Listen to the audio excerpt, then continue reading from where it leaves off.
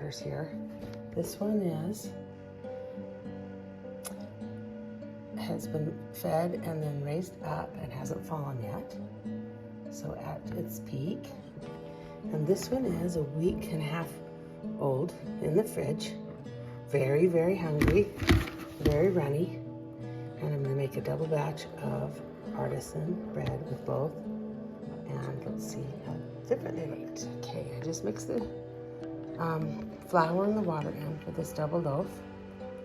And this is with the starter that was just nice and ready to be used.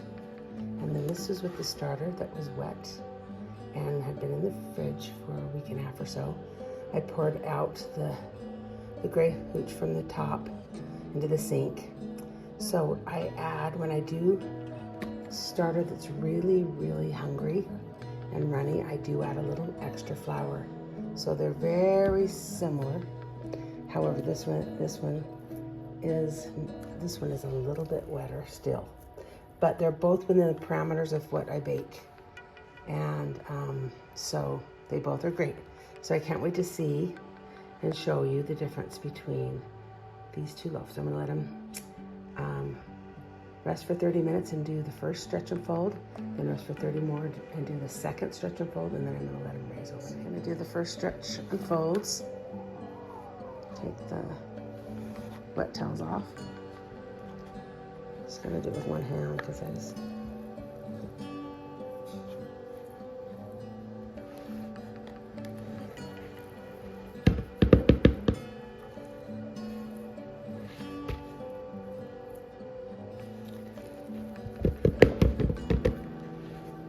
One more.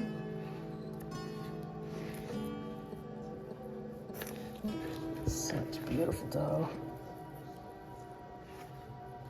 Okay. One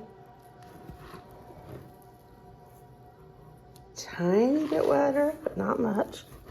But that just, they both feel just perfect. And one more. I might go one more here. Yep, one more. Beautiful. Okay. We'll see what happens when we cook tomorrow. Do one stretch and fold. I probably won't record that one. And then let them raise overnight. We'll see you in the morning. Okay, guys, this has been overnight, and this is, we're gonna probably see the difference here. So here is the one. This bowl is a little smaller than this bowl, but still, you can see this is fully ready to be shaped and then ready to cook after it does its thing after shaping. Now see the difference. It is a smaller bowl, but it's much flatter.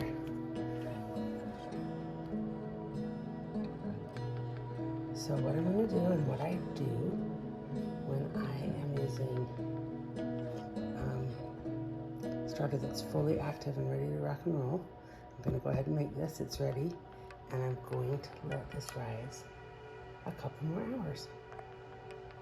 Okay, I just divided those loaves and shaped them. They're ready now to rise before the bake. So, if I wanted these to be really sour, I cover them and put them in the fridge for several hours.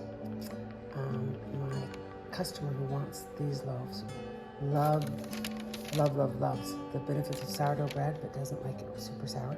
So I'm just going to cover these here, raise for 1 hour, and then bake them. And then I'm going to again leave the other one that had the starter that was not at all at its peak, what someone would call the discard. I'm going to let it rise a little longer.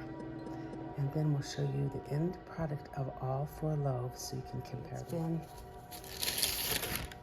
It's been a little over an hour. They look wonderful.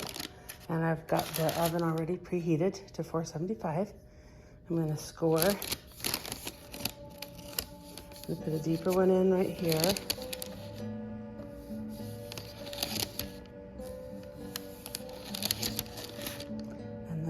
more decorative one that's not as deep right here.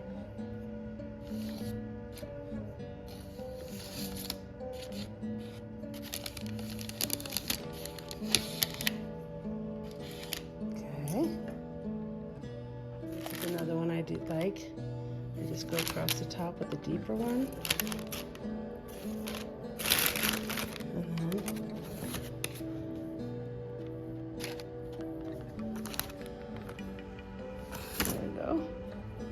That opens up really pretty, and then I just put a couple little decorative ones.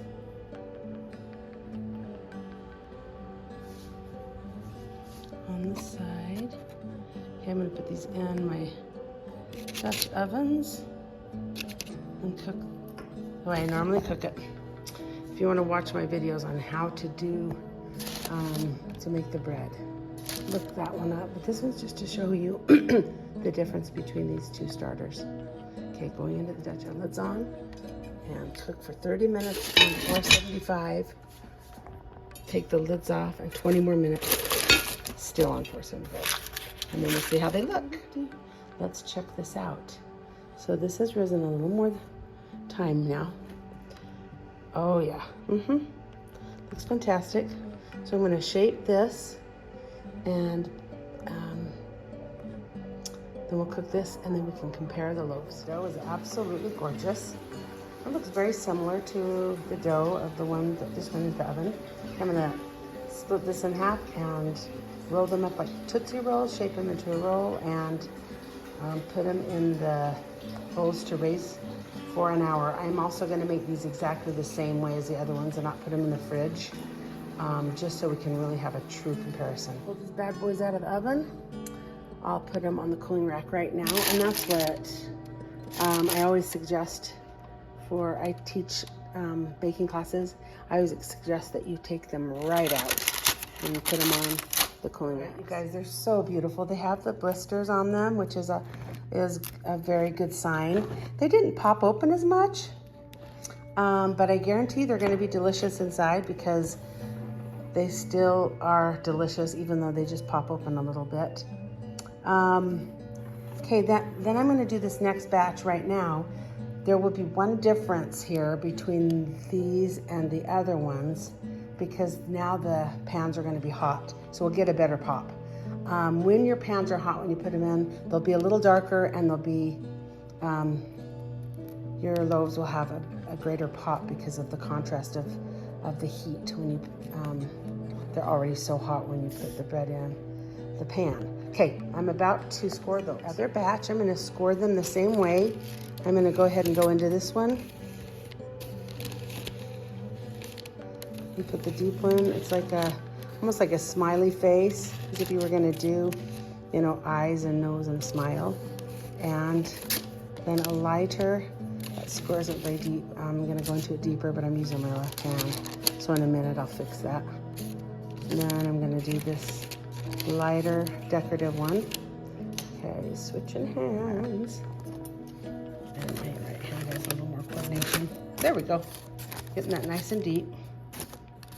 Okay, and then over here we're going to go ahead and do the same one I did before. Oops, just one tool that I like better than this one, but I didn't clean it off very well, and it got kind of gross, and so I need to buy another one. This one's good. It's just a razor, and you can put new razors on it. Anyway, this one isn't my favorite scoring tool, but if this was in the fridge, I could score it a lot easier. Okay, there we go, and there we go. Into that, maybe a little darker because the pans were already hot. You take them out and put them on the cooling rack so you can see them. So they also popped open a little bit better, and I guessed that as well because the pans were hot for the contrast. But overall, they are very similar, and I'm going to let these cool. This is already cooled, but I'm going to let this cool for an hour. I always wait at least an hour because they continue to cook, and if you cut before that, you're risking them being gummy inside. And I will cut into this one and this one so you can see the inside of both. And then we'll do a taste test too. But we'll find out that You can make starter right out of your fridge. You can make sourdough bread right out of your starter from your fridge. And as long as you just let it raise a little longer on your long raise, the first raise, all is well. And I added a little more flour because it was hungry, it was runny. So that helped feed it and helped it do its magic. Right, okay, folks. So here's the bread I cut into. The sourdough starter that was in the fridge for about a week and a half. Just straight from the fridge. It was kind of runny because it needed to be fed. Wonderful. All I did was let it raise an extra couple of hours in the first raise. Here's the one from the other starter that was at its, prime time to make sourdough bread. I'm gonna now cut into both of them and have a little taste test. The corner taste, I love the corner taste. That's the darker loaf from the starter that was straight from the fridge. And then this is the other one. It's not as dark because the pan wasn't hot when we started. So here we go. I'm gonna have a little bite. Here's the one from the starter straight from the fridge. Nice crunch. Inside so good.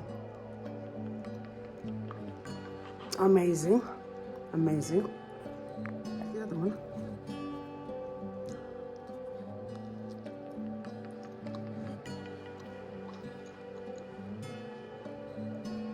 Absolutely amazing too.